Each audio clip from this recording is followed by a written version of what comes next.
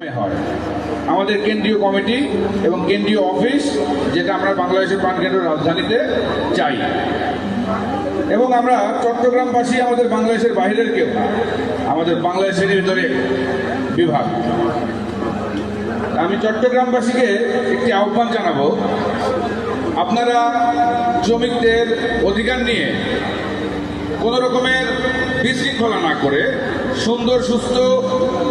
সুন্দরভাবে পরিবেশন করার জন্য আসেন আমরা দল একটা করে কেন্দ্রীয় কমিটি এবং কেন্দ্রীয় অফিস ঢাকায় উদযাপন করে 64 জেলা থেকে নেতৃবৃন্দ নিয়ে আমাদের কার্যক্রমটা শুরু করি। আমাদের কার্যক্রম অজস্র শুরু আছে, আমরা সোহাগ ভাইয়ের নেতৃত্বে আমরা শুরু করতে যাচ্ছি। এবং এই নির্যাতিত মোটর শ্রমিক একতা ঐক্য সমগ্র বাংলাদেশ যে সংগঠনটা নিয়ে আপনারা সামনের দিকে আগাচ্ছেন, সেই সংগঠনটা আপনার বাপদাদার পৈতৃক সম্পত্তি না। এই সম্পত্তি 64 জেলার ড্রাইভার ভাইদের সম্পত্তি। এই সম্পত্তি আমার আপনার সম্পত্তি।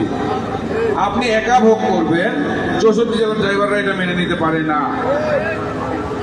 আমার কাছে কিছু প্রমাণ আপনাদের কাছে সবাই তুলে ধরছে, আমি সংক্ষিপ্ত করে একটা প্রমাণ আপনাদের সামনে তুলে ধরবো যে এই নির্যাতিত মোটর শ্রমিকের কোথাও